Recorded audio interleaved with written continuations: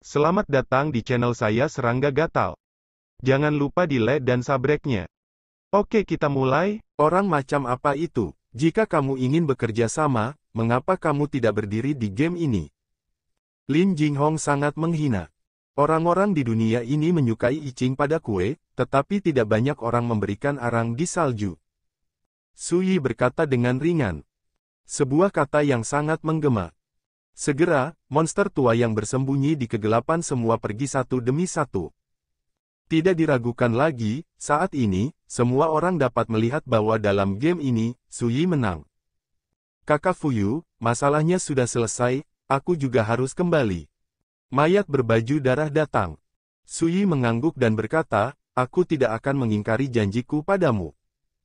Kali ini, untuk mengundang mayat berbaju darah untuk membantu, Su Yi menggunakan kondisi membantu pihak lain untuk bereinkarnasi. Itu kesepakatan. Mayat berbaju darah itu tertawa dan berkata, saya tidak pernah khawatir bahwa Anda akan kembali pada kata-kata Anda, karena saya tahu bahwa Anda, Li Fuyu, telah melakukan banyak hal sepanjang hidup Anda. Selama Anda berjanji, Anda pasti akan memenuhinya. Dia tampak bahagia. Itu wajar. Ketika saudara terapung berjalan di dunia domain dewa, siapa yang tidak tahu bahwa salah satu janjinya sulit diubah? Leluhur yang menelan langit juga datang, menunjuk hidung mayat berjubah darah, dan berkata, kamu tahu, kamu mengambil keuntungan besar. Mayat berbaju darah itu tersenyum dan berkata saya mengerti. Di masa depan, jika ada kiriman dari saudara Taois yang terapung, saya akan selalu ada untuk Anda. Segera, keberadaan mengerikan yang terkenal dari reruntuhan kutukan darah di area terlarang pembunuh besar itu pergi. Dengan Nona Lin ini di sini, aku bisa pergi dengan percaya diri. Leluhur menelan kodok menyanjung Lin Jinghong dengan cukup sopan. Setelah itu, dia memanggil Su Yi ke samping, ketika kamu akan membersihkan nelayan tua itu, kamu harus memberitahu aku. Orang tua itu terlalu licin. Sulit untuk membunuhnya denganku sendirian, tetapi jika kamu mengambil tindakan, itu akan berbeda. Su Yi tersenyum dan berkata, pasti. Leluhur dan nelayan kodok menelan langit adalah musuh yang mematikan. Kali ini, Su Yi memintanya untuk datang membantu, ketika disebutkan bahwa nelayan itu juga akan muncul, Tian-Tian Swallowing Chanzu dengan senang hati setuju tanpa mengatakan sepatah kata pun. Ini juga merupakan pertukaran. Kebenaran yang diwujudkan adalah musuh dari musuh dan teman. Tentu saja, ini juga karena fakta bahwa Li Fuyu memiliki beberapa pertemuan dengan leluhur katak menelan surga ketika dia melintasi dunia domain dewa. Jika tidak, jika Anda adalah orang lain, Anda tidak akan dapat mengundang orang tua yang sangat ganas, Sky Swallowing Chanzu. Setelah Heaven Swallowing Chanzu pergi, pendeta Star Rain juga mengucapkan selamat tinggal kepada Su Yi. Maaf, kali ini aku melibatkanmu lagi. Su Yi sedikit menyesal. Ketika mempertimbangkan apakah akan mengundang pendeta bintang hujan untuk bertarung, Su Yi juga ragu-ragu.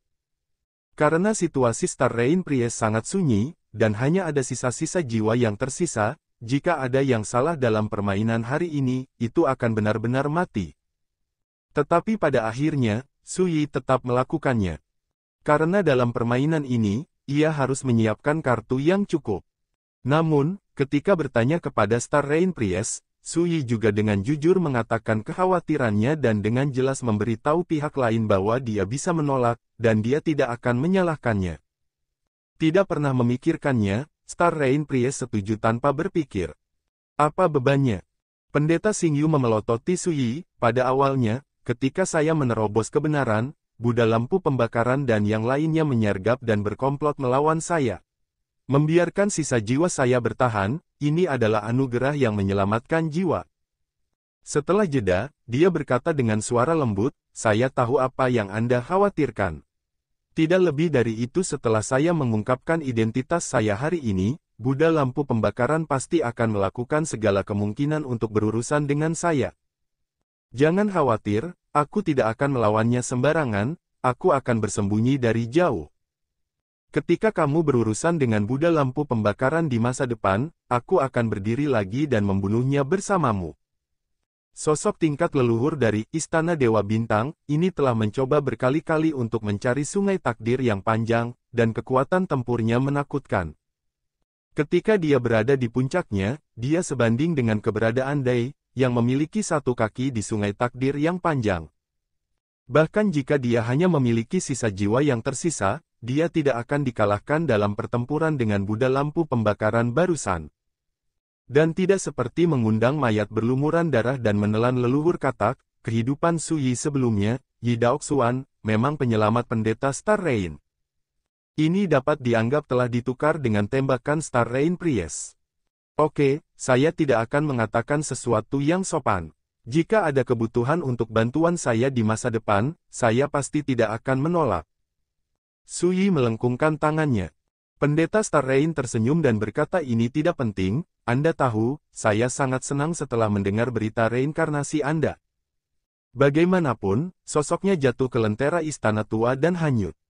Menyaksikan pihak lain pergi, Su Yi menghela nafas panjang, memikirkan beberapa orang lain di benaknya. Wan Zitian, Swordmaster Zitian, membunuh Heavenly Desolate Demon Mountain. Gun Demon, Zhang Wushu membunuh pengadilan pedang sungai darah. Leluhur Danau Darah, membunuh pengadilan iblis surgawi. Dan beberapa teman lama lainnya, dalam game ini, mereka pergi ke tradisi Tao yang berbeda. Orang-orang itu, masing-masing dari mereka sangat kuat di tahun-tahun kuno, seperti tokoh-tokoh mitos dalam legenda sejarah. Dan sekarang, karena undangannya, orang-orang tua yang telah lama menghilang ini semuanya berdiri. Seperti yang dikatakan Su Yi sebelum dimulainya perang, untuk permainan hari ini, dia telah menghabiskan pikirannya dan merencanakan untuk waktu yang lama. Li Fuyu dan Yi Daoxuan telah menggunakan lebih dari setengah bantuan dan kekuatan yang telah mereka kumpulkan di kehidupan mereka sebelumnya. Dan tujuannya adalah memberikan gigi ganti gigi dan darah ganti darah. Jika musuh tidak berbicara tentang intinya dan melakukan semua yang dia bisa, maka tentu saja dia tidak akan ragu lagi. Su Yi tidak bisa lagi mentolerir musuh-musuh besar itu menggunakan trik tak tahu malu untuk memaksanya. Kali ini, dia akan menggunakan pertempuran Gunung Mingkong untuk membangun prestisenya. Biarkan semua orang di dunia domain dewa tahu bahwa garis bawah di hati Su Yi tidak dapat dilanggar. Sekarang, permainan catur ini telah berakhir, dan musuh besar yang dipimpin oleh Dai telah menderita banyak korban dan telah kembali ke rumah. Su Yi yakin bahwa ketika berita pertempuran ini menyebar, siapapun yang ingin berurusan dengannya dengan cara yang mirip dengan mengancam klan Si kuno harus mempertimbangkan konsekuensinya. Namun, Su Yi juga tahu bahwa setelah pertempuran ini, ketika identitas teman lama yang dia undang terungkap, mereka pasti akan dianggap sebagai duri di samping oleh musuh-musuh besar itu. Tidak mungkin, semuanya memiliki pro dan kontra. Namun, Su Yi tidak khawatir tentang ini. Tak satu pun dari teman lamanya itu adalah teman baik. Dia juga berjanji bahwa selama teman-teman lama ini memiliki sesuatu untuk dilakukan, dia akan berusaha sekuat tenaga untuk melakukannya. Di waktu luang saya harus menulis beberapa surat rahasia kepada mereka untuk mengungkapkan rasa terima kasih saya. Su Yi diam-diam berkata. Dia selalu bertindak seperti ini dalam hidupnya, dan dia akan membalas dendam dan membalas kebaikannya. Teman Su Taois. Lao Budi datang bersama Siming, mengepalkan tinjunya dan berkata, guru dan murid saya tidak dapat membantu hari ini, jadi mohon bersabar. Su Yi tersenyum dan berkata, jangan katakan itu, rekan Taois, hari ini Anda tuan dan murid telah memberikan kontribusi besar. Kebaikan ini akan diingat di hati saya. Kata-kata ini sama sekali tidak sopan dan pujian. Dalam pertempuran hari ini, Abadi Tua adalah yang pertama mengandung Dai, dan Siming, Magang, adalah yang pertama berdiri dan menghadapi musuh besar. Tuan dan murid benar-benar mempertaruhkan nyawa mereka dan membuat pertaruhan besar. Belum lagi pada saat terakhir, lelaki tua itu tidak mati, dan dia juga membunuh dua dewa-dewa Jiulian satu demi satu. Dapat dikatakan bahwa dalam pertempuran hari ini, peran keabadian adalah yang kedua setelah Lin Jinghong. Yang paling penting adalah pasangan tuan dan murid ini tidak diundang oleh Su Yi. Kebaikan seperti itu tidak diragukan lagi yang paling berharga. Tentu saja, Su Yi juga tahu bahwa apa yang dilakukan tuan dan muridnya sama dengan mayat berjubah darah. Dia berharap suatu hari dia bisa menggunakan kekuatan reinkarnasi untuk membantu mereka. Mendengar Su Yi mengucapkan terima kasih dengan sungguh-sungguh, lelaki tua itu tidak bisa berhenti tertawa dan berkata, "Hei, dalam analisis terakhir, alasan mengapa murid-muridku dan aku membantu kali ini tidak murni, tetapi bukan jalan yang sebenarnya. Bertindaklah dengan benar." Su Yi berkata sambil tersenyum di mataku, perasaan ini seperti memberi arang di salju, itu sangat berharga. Setelah mengobrol sebentar, dewa tua itu tiba-tiba berkata dalam 30 tahun, zaman mitos kegelapan akan datang, dan sesama Taois Su harus berhati-hati.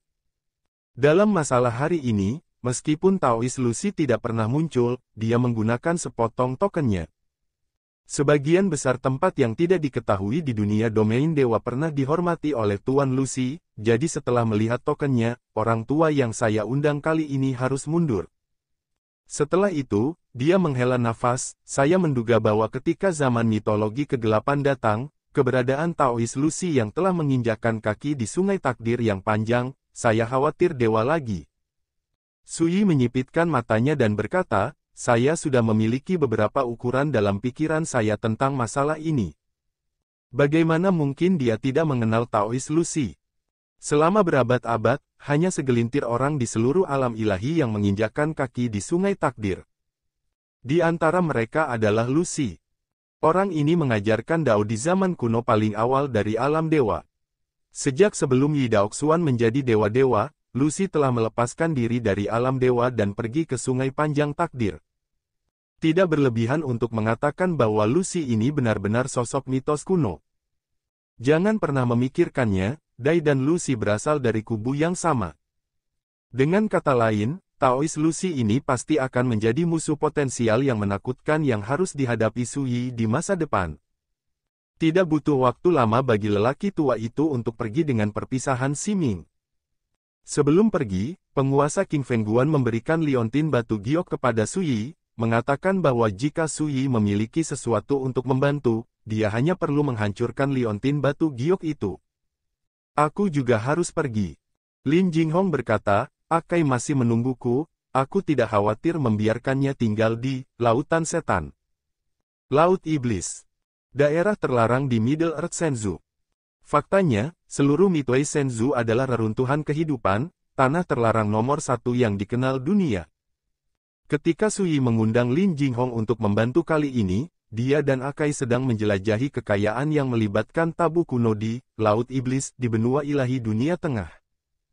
Jika ini diketahui, tidak ada yang akan mempercayainya. Karena sejak benua ilahi Middle Earth menjadi area kehidupan yang terbatas, dalam tahun-tahun yang panjang tanpa akhir ini, tidak ada yang bisa keluar dari benua ilahi Middle Earth hidup-hidup. Dan Lin Jinghong melakukannya. Su Yi telah mempelajari beberapa asal Lin Jinghong, dan dia tidak terlalu terkejut bahwa dia bisa masuk dan keluar dari benua ilahi dunia tengah. Apa yang kamu khawatirkan, jika kamu pergi, bagaimana jika musuh besar itu membunuh karabin lain?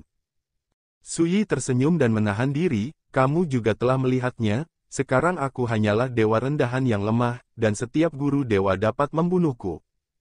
Lin Jinghong memutar matanya, mau tidak mau menjadi lemah. Oh, para hantu percaya. Tapi tidak peduli apa, Lin Jinghong tetap tinggal. Dia berencana menunggu Su Yi untuk menyelesaikan masalah klan Si kuno sebelum pergi. Pada saat ini, di Gunung Mingkong yang jauh, sekelompok tokoh besar klan Si yang dipimpin oleh Gunung Sijing telah datang untuk menyambutnya. Mereka melangkah maju untuk mengungkapkan rasa terima kasih mereka, dan beberapa orang tua bahkan lebih bersemangat dan menangis. Dalam permainan hari ini, jika Su Yi tidak berdiri untuk membalikkan keadaan, klan Si kuno mereka akan hampir mengalami bencana. Siapa yang tidak bisa mensyukuri hal ini? Su Yi tidak mengatakan apa-apa, hanya ketika dia melihat Sining di kerumunan, senyum muncul di wajahnya.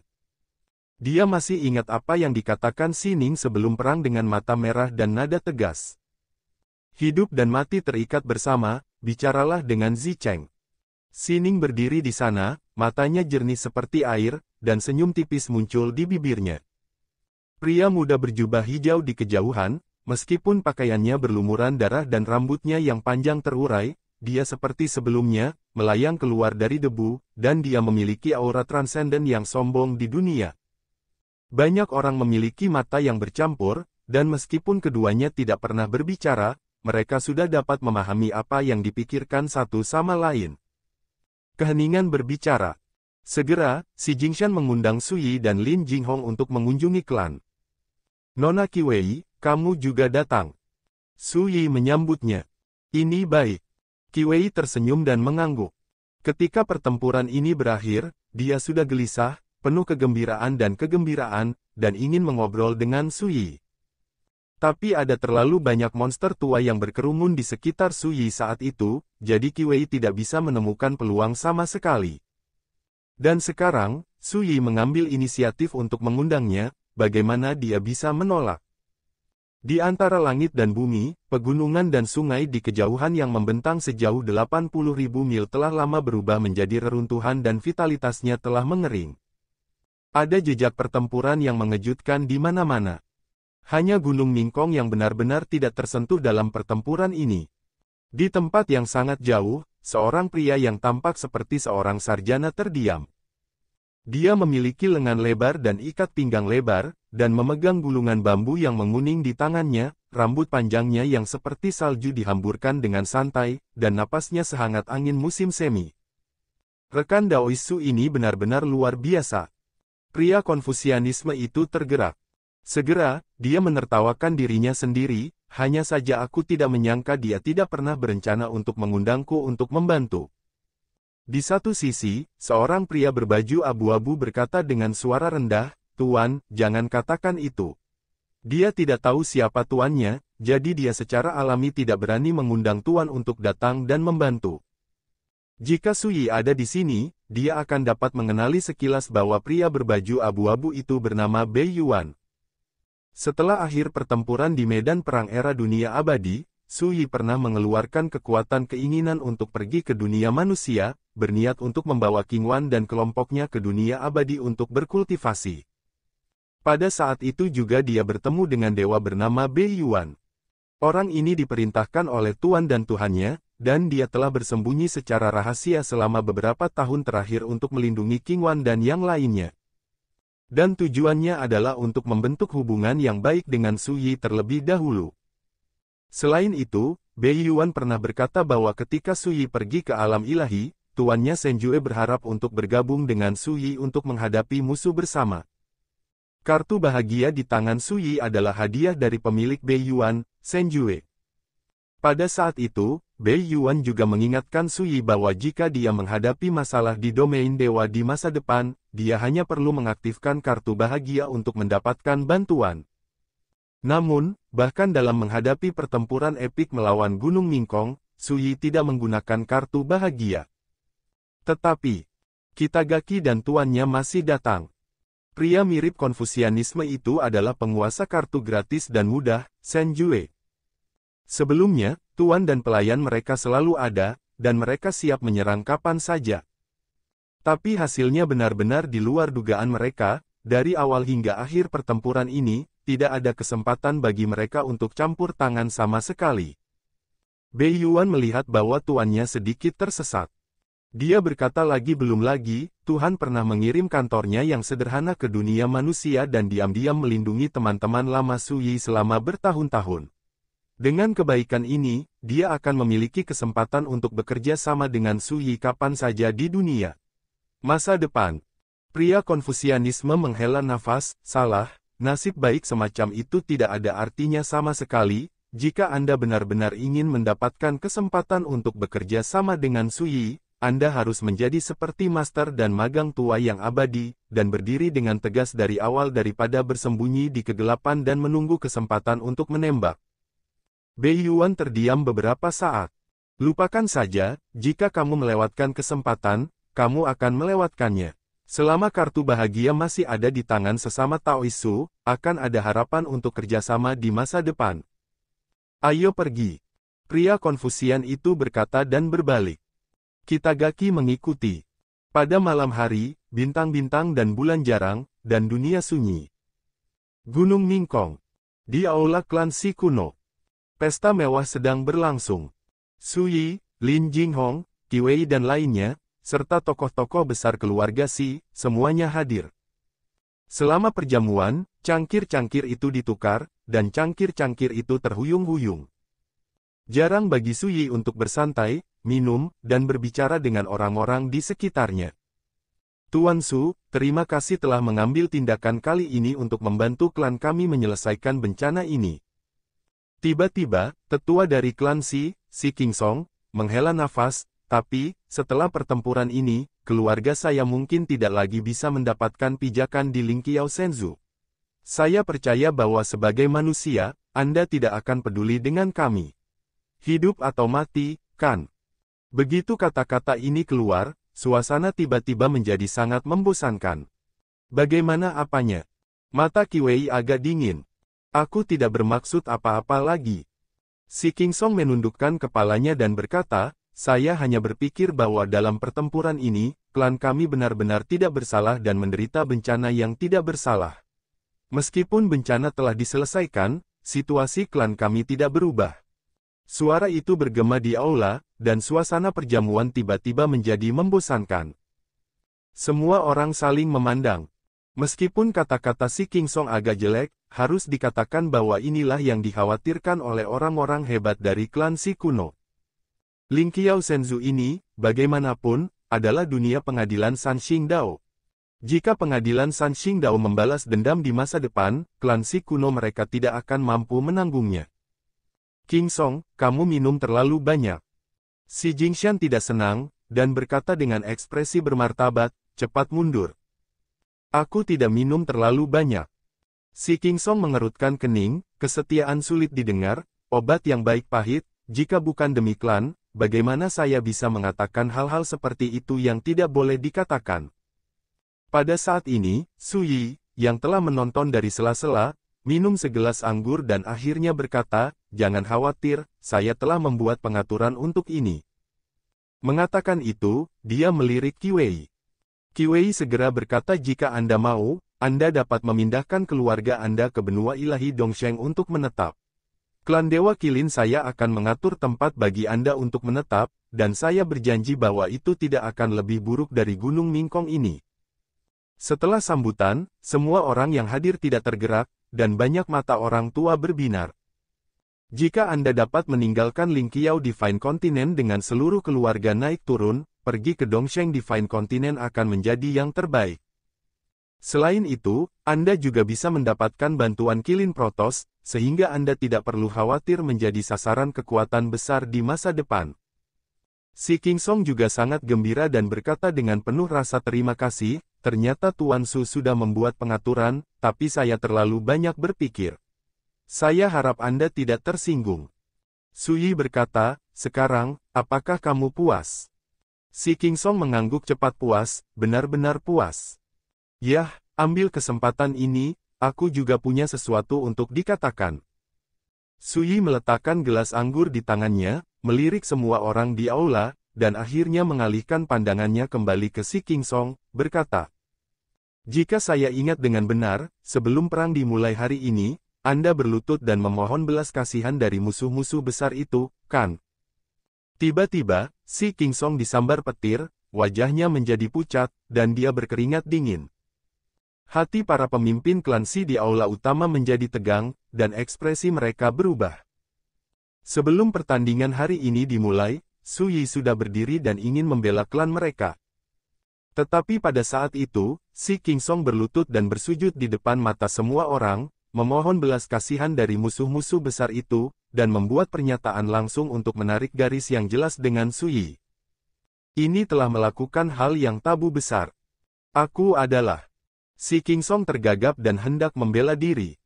Su Yi sudah melambaikan tangannya dan berkata, biarkan aku bertanya lagi, siapa yang memutuskan untuk menyerahkan Si Ning sebagai sandera?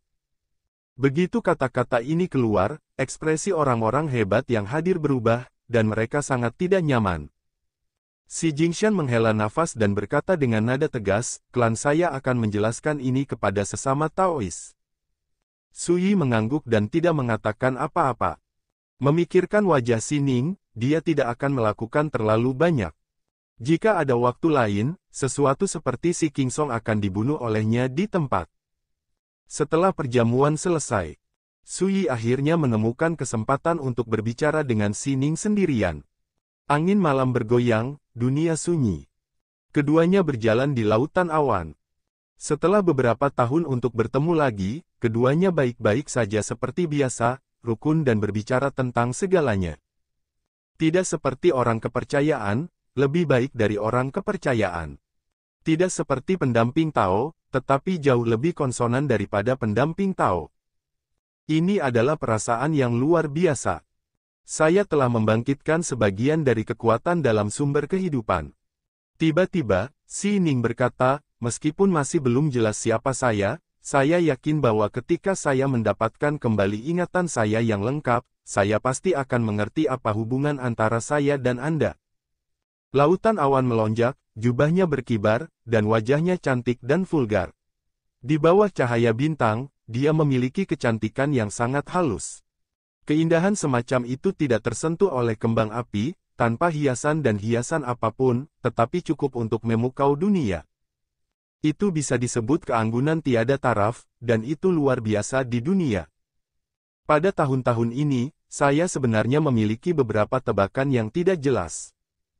Su Yi menggosok hidungnya dan berkata sambil tersenyum, harus saya katakan, mungkin karena hubungan khusus inilah Anda dan saya bisa saling mengenal, tetapi saya tidak menentang atau menolaknya, sebaliknya, saya nikmati perasaan ini.